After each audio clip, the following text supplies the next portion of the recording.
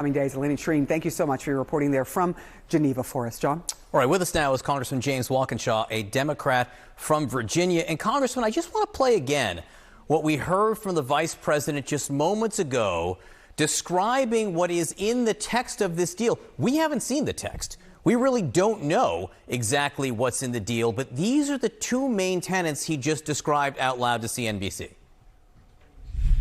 Because what this deal does fundamentally is two things. It immediately reopens the Straits of Hormuz. We're already seeing in the past 24 hours more traffic flow. You see oil prices coming down. But you also have the long-term commitment that Iran will never develop or procure a nuclear weapon. Those are two very big wins for the American people. I think the important thing to understand is that the agreement is fundamentally built around a two-step verification process. We say to the Iranians, you are welcome to have access to an unsanctioned economy. You're welcome to be reinvited into the world economy, but only if you honor the commitments that you make in this agreement. So the first part of that answer, he says that this deal, when you read the text, you'll see it opens the Strait of Hormuz and Iran will agree not to have a nuclear weapon. If that's what's achieved here, how will you feel about that deal?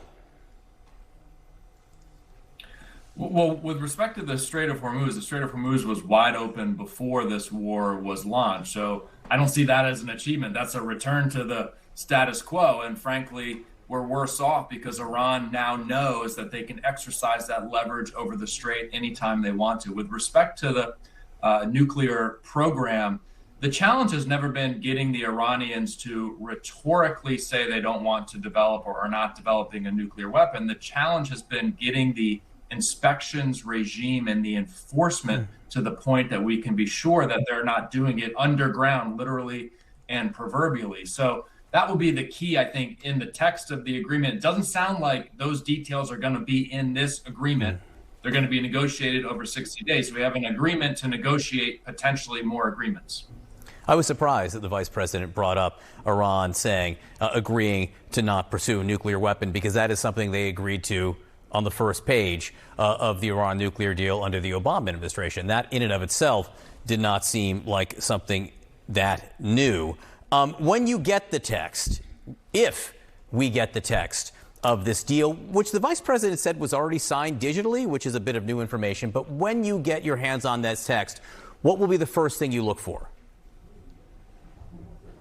Well, I want to understand the provisions related to the Strait. I think that obviously is urgent. That is having an immediate negative impact on hardworking Americans who are paying a lot more at the pump because of that. I want to understand that. And then the detailed commitments with respect to the nuclear material and nuclear program, I think are critical. And look, before the war started, there were negotiations underway for a 5-year, 10-year, 20-year pause in Iran's nuclear program. So if that's all we're getting here after losing the lives of 13 service members and spending tens, maybe $100+ billion, this will have been an absolute catastrophic strategic failure.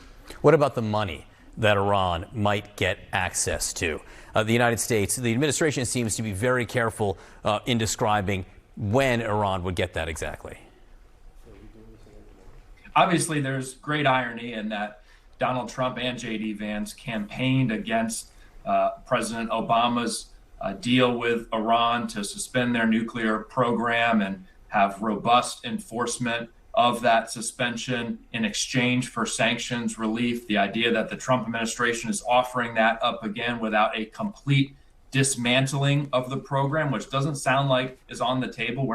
They don't seem to be discussing a complete dismantling, removal of all the nuclear material and nuclear program. It's ironic the Trump administration is negotiating for that very same thing.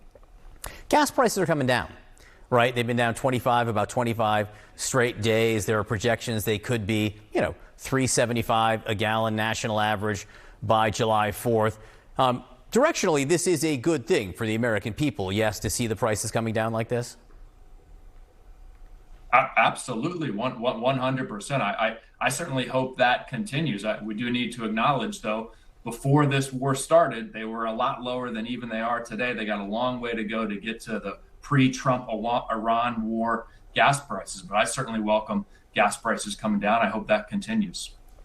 Congressman, I understand you're a big soccer fan, even a college soccer player, and now a soccer dad.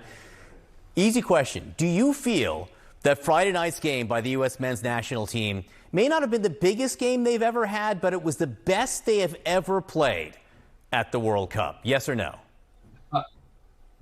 That is unequivocally true with respect to the first half and maybe overall. I think we saw a level of class, especially on the ball, from the American players that we really have never seen. I'm confident they're going to continue that. I'm very excited about the game coming up on Friday, and the U.S.